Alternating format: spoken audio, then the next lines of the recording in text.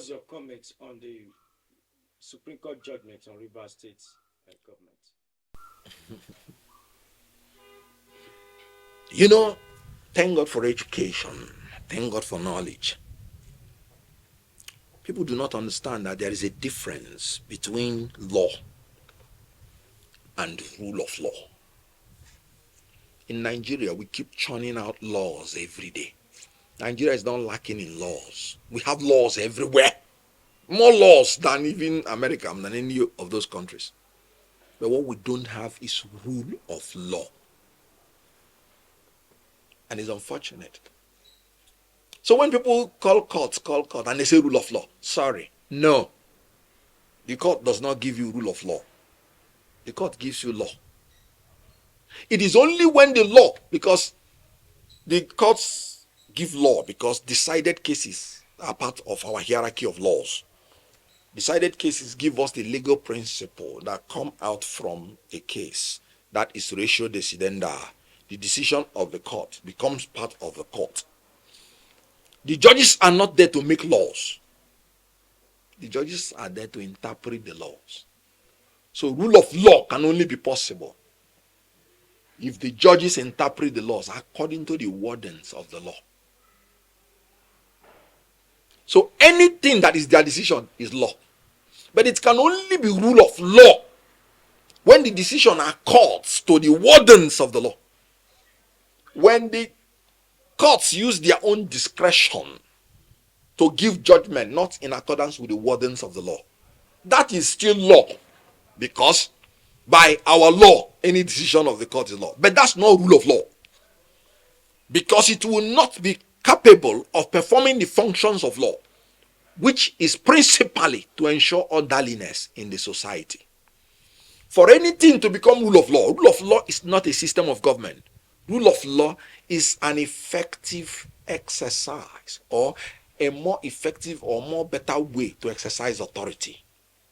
So rule of law is the effective implementation, interpretation of the law to ensure that the law performs the function of the law, which is orderliness of the society.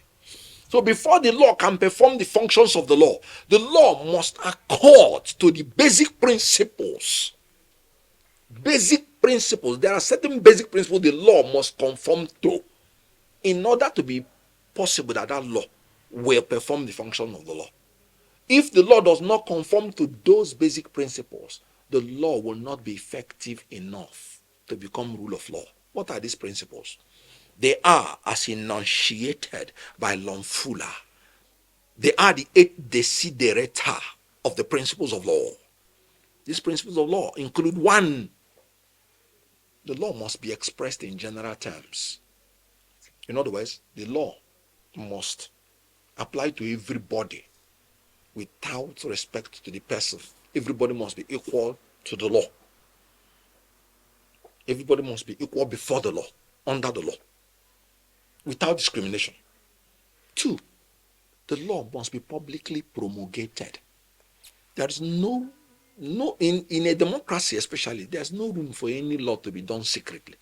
You have heard at times the legislature will do something, you heard that it is smuggled. It is that may be law, but it will not be rule of law, because if the people do not know what the law is, they can't obey it. 3, the law must be prospective. It cannot be retrospective, because you cannot command a man today to do something yesterday. It's impossible. So the law cannot be retroactive. It can only be prospective. 4, the law must be expressed in understandable terms. It must be clear. It must be unambiguous. 5, the law must be consistent with each other. Not coming to section 1 and say something, and coming to section 10 and say a contradictory thing. The Supreme Court must be consistent in their judgments, not giving a judgment in this case, and in another case they are contradicting themselves, because one of the principles of law that can make the law to achieve rule of law is that it must be consistent with each other. The next, the law must not require a conduct that is beyond the capacities of the affected parties. When a law gives or requires a conduct that is impossible to achieve, that law can never conduce to rule of law. Because we are human beings, we are limited. Then the law must be administered in accordance with the wordings of the law. I hope I've mentioned about 8 of them. The question now is, in all honesty, would you say that the Supreme Court judgments have been consistent with each other? My respectful answer is, I don't think so. The Supreme Court that said that the Plateau State House of Assembly is properly constituted by 6 members because the remaining of the other members have defected, it's still the same Supreme Court I'm hearing saying that it is an absurdity that a governor presented a budget before a 4-man House of Assembly when it was obvious that the other 27 have defected. The law is there by the Supreme Court. And if law are not consistent, they said it will be difficult for that law to perform the functions of law, which is bringing orderliness in the society. The other principle, the last one, which is the 8th one, is that the law should not be changed so regularly to make the subject not to be able to rely on them. You know, you have a law today. Tomorrow you say you have another law. Next tomorrow you say you have another law. That means when I sit down to plan what I will do tomorrow, I won't know what the position of the law is. So one of the 8, which is the final one, is that the law should be constant. The law should be constant, at least over a long time. So they even said that Wike at a certain point had 6 members of the House of Assembly.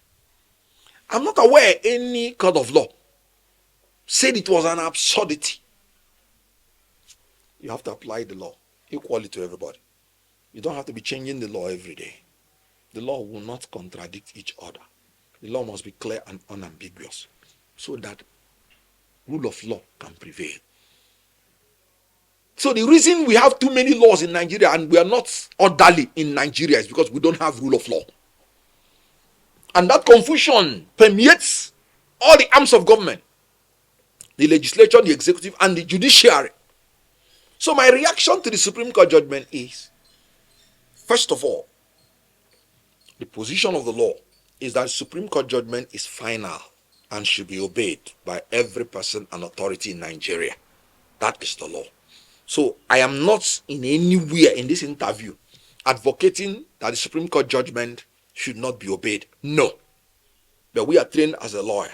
You can agree or disagree and put your points over respectfully. Now, the summary of the judgment is that the governor ought not to have presented the Appropriation Act to the 4 members, but ought to have presented it to the 27 members. Then, that's the election conducted by this Rivers State Independent Electoral Commission. The local government election is invalid. This is the ratio from what I gathered. So what it means is that the Rivers State Independent Electoral Commission should go and organize another election.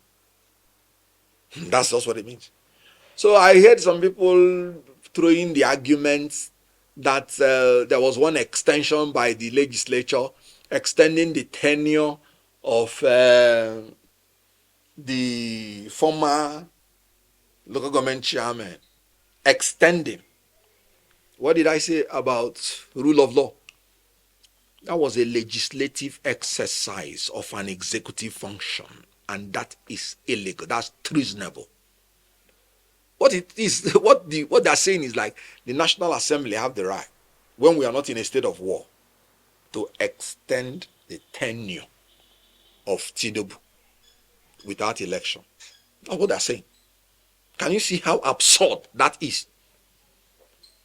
The court has even struck down that portion of the sum, if I can remember, as illegal. Because the legislature, you are saying you are for rule of law, and that's why I'm telling you that none of them is for rule of law. And you're saying that the legislature sat down and made law and excluded the Rivers State people from electing their leaders in a democracy, and you say you want to continue. Why didn't you go to court to mandate the governor to organize? And it's not even the governor that organizes election.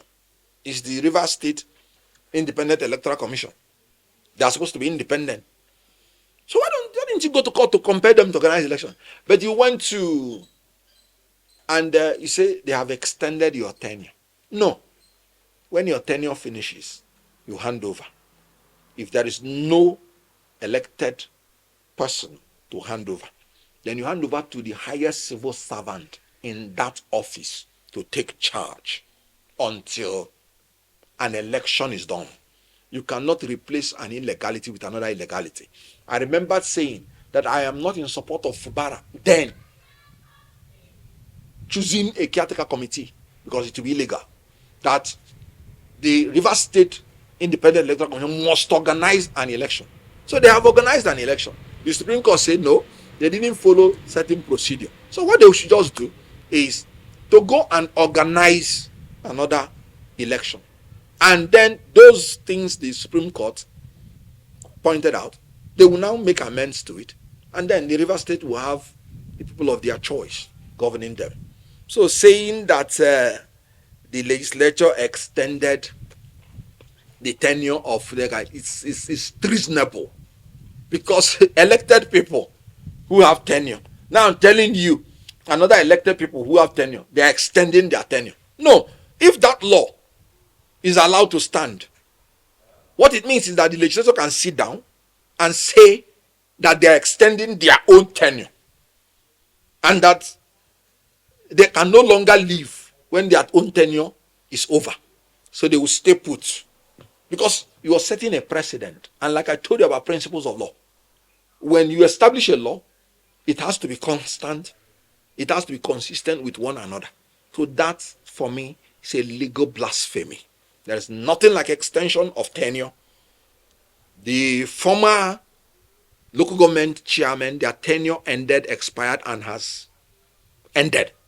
So what the Rivers State Independent Electoral Commission should do is to go back, conduct a fresh election, and have the local government chairman installed by democracy. Now, the other part of it is saying that something should be represented. Well, they will sit down and look at the details of the Supreme Court's judgment and obey it. But the issue of the defection has not been treated by the Supreme Court. You can't infer. Courts and their decisions are done on issue by issue basis. If I recall, when they went to Omotosho, because that was where the case started, the issue was the appropriation bill, the appropriation law, whether it was legal to be presented to 4 members or 27 members. And the court said it shouldn't have been presented to the 4 members. Of course, I disagree with the judgment, citing the earlier Supreme Court judgment of the Plateau State and citing the fact that laws should not contradict each other, should be consistent with one another. That's what you call judicial precedent. And citing the principle of law that will make it to be able to perform the function of law, a law should be constant. I disagree with the judgment. But that does not mean that the 27 members have retained their seat, because the law is very clear. When you defect, you lose your seat. Section 109, 1G. And these lawmakers defected, swore an affidavit that they have defected. Affidavit is one of the greatest instruments of law because you swore You can go to jail if you come and admit that you lied, because that's perjury. It's there in the court. The mere idea that they are denying that they did not defect meant an admission that they now realize that defection meant they are losing their seat. Courts check all these things. So the mere idea that they are denying they did not defect is a conclusive evidence that they know that when you defect, you lose your seat. So they have defected and they have lost their seat by law.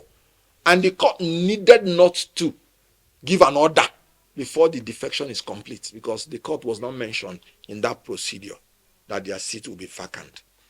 So in my own opinion, in the eyes of the law, they are not members of the Rivers State House of Assembly. And the Supreme Court has not ruled on that, to my knowledge. And as long as that has not been ruled on, there's still a sort of Damocles hanging over their neck.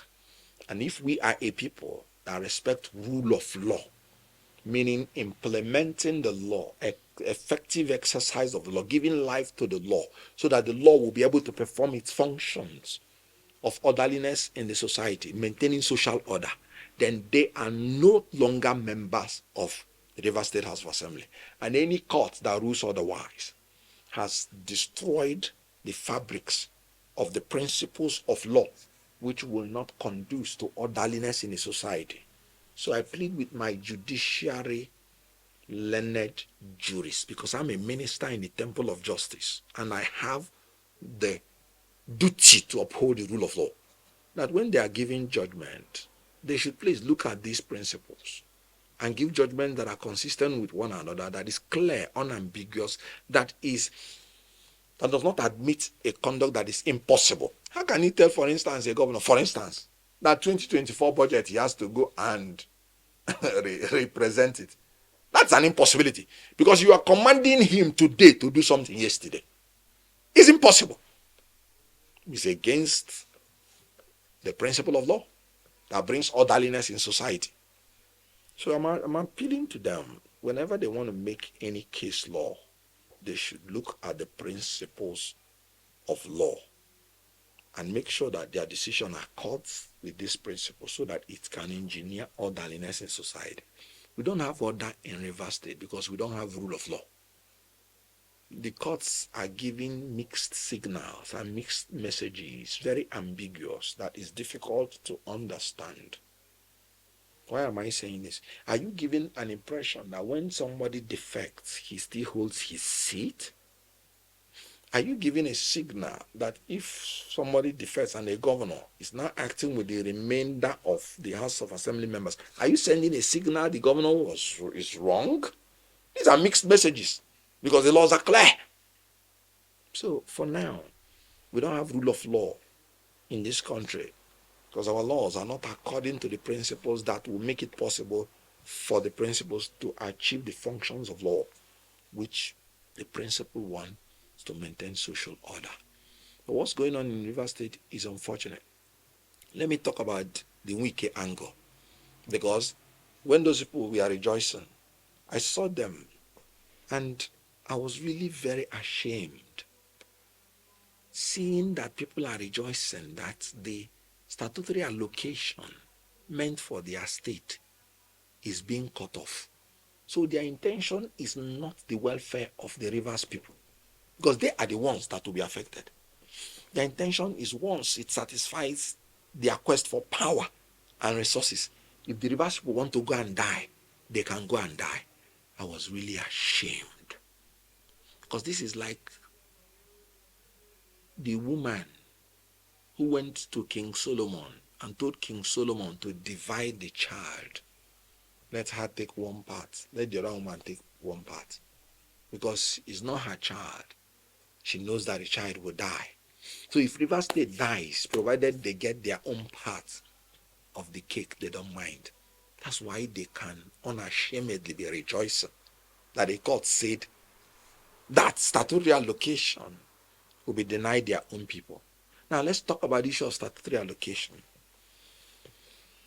I will tell you why I disagree with that judgment. First of all, by section 66 B of the Constitution of the Federal Republic of Nigeria, the power of the courts extends to the determination of civil rights and obligations of persons and of government and persons. Determination of the civil rights. The court cannot go and start punishing a people or even a party in a civil proceeding without first of all determining their civil rights. That is why what the court does is to rule on the legality or otherwise of presenting the appropriation bill and then expect the parties to obey. It is when the parties do not obey that you go further in a procedure which we call the enforcement of judgment.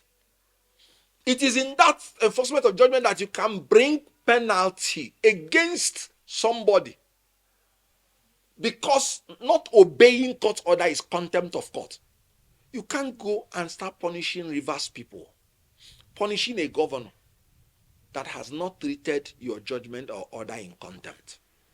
What you as a court is supposed to do is to determine the civil rights and obligations of the governor, the legislature, as it regards the issues presented to you, and tell them, Governor, this is what you should do, legislature, this is what you should do. It stops there. Then if the governor does not do it, that's when you will say the governor is contemptuous of the courts. And then when the other party now brings a procedure for contempt of court, that's when you can now punish whichever party that did not obey it. That has not been done. And inside your judgment, where you are supposed to determine the civil rights and obligation of the parties, you are including punishment that will even result in punishing the people.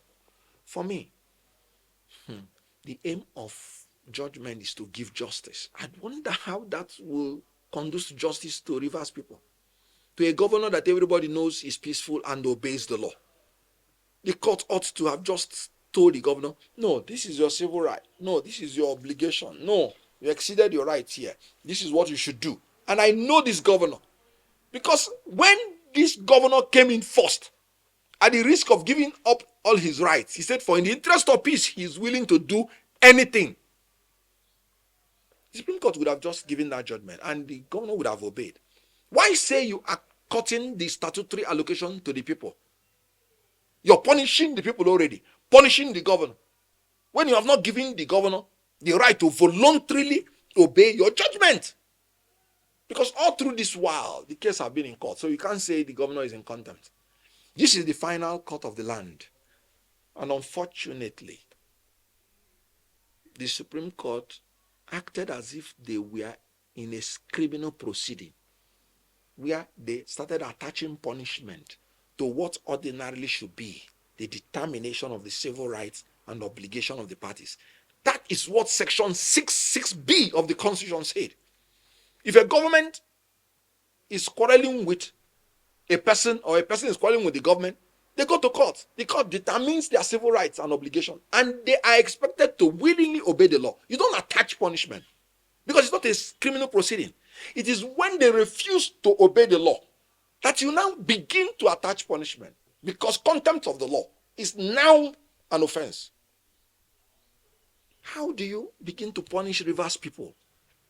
Punish the parties before you, withholding these things, without first of all giving them the opportunity to obey.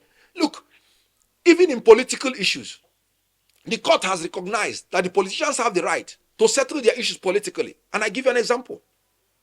When Obasanjo was in power, there was a judgment the federal government got in favor of the federal government against the littoral states, where the government proved that their sovereignty does not extend beyond their land borders. Obasanjo knew he was going to be a problem because some of the states, most of their resources come from offshore. Obasanjo opted despite the decision of the Supreme Court. That's why I said law alone may not give you orderliness in society. So you have to go to the rule of law. Obasanjo went into negotiation and they agreed on certain percentage that will be paid to those littoral states from the money that they get from offshore, Bayelsa principally. And some people still went to court and said, no, this was not the decision of the Supreme Court.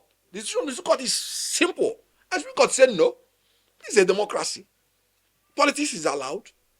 They can settle, politically. That if they settle politically, so be it. It happened in Nigeria.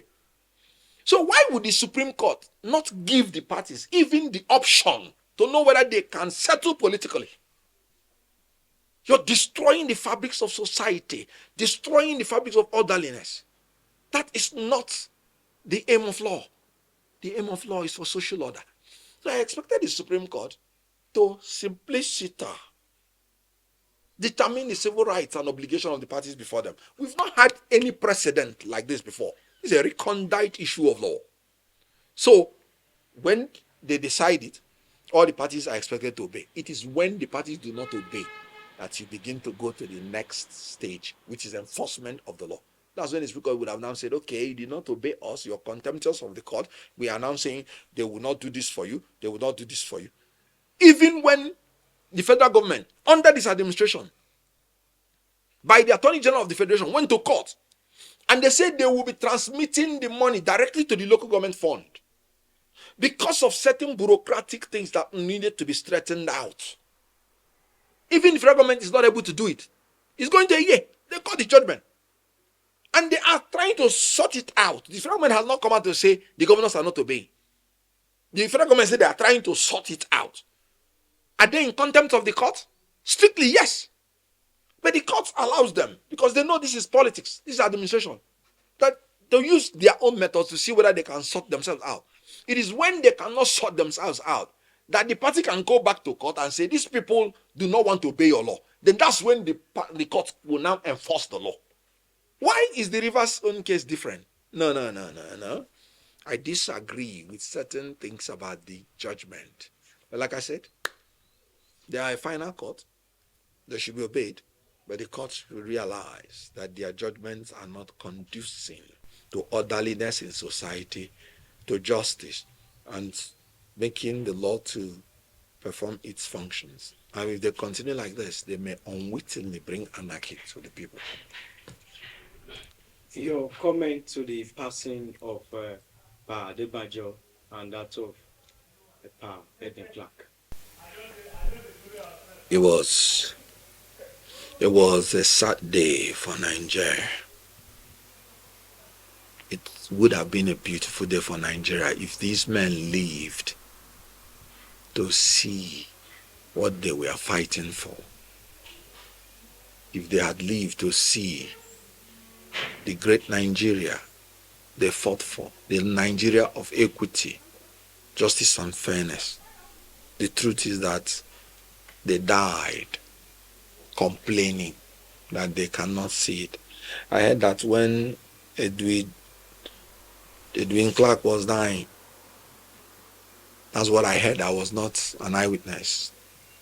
He was sympathetic to Fubara, still mentioning how they must not allow Fubara to go down in injustice. You can imagine. These are men, 90-something years, non-Nigerians, fighting for a society. They could not enter that promised land they were fighting for. That is what made me sad. I remember when we did our campaign in Ibadan, I saw how Adebanjo was climbing the step. You know, when you see them on TV, you still think they have all the energy. I saw the will, the strength, and I knew what kept these people alive. He was climbing the step. It was difficult for him, but he was climbing it until he made it to the top. Looking for justice, looking for a Nigeria of the dream they had when they were youths. Because when they were born, obviously they must have been born into colonialism. They saw it. Nigeria became independent. In their adult age, they saw it. They saw the gradual decay and decline of Nigeria. They saw it. And they continued fighting even in their age. So the only thing that is sad about their passing is that they didn't see that Nigeria that they wished for, prayed for, worked for, and fought for. But apart from that, they are men well blessed. blessed in children, blessed in wealth, blessed in riches, blessed in long life. So they were not fighting for themselves. They were fighting for us and for the next generation. My prayer, let that dream they have of a great Nigeria come to fruition in my lifetime. May their souls rest in peace, and may their memory be a blessing. It was a loss for Nigeria, but it was a life well spent. I've told you the only regrets.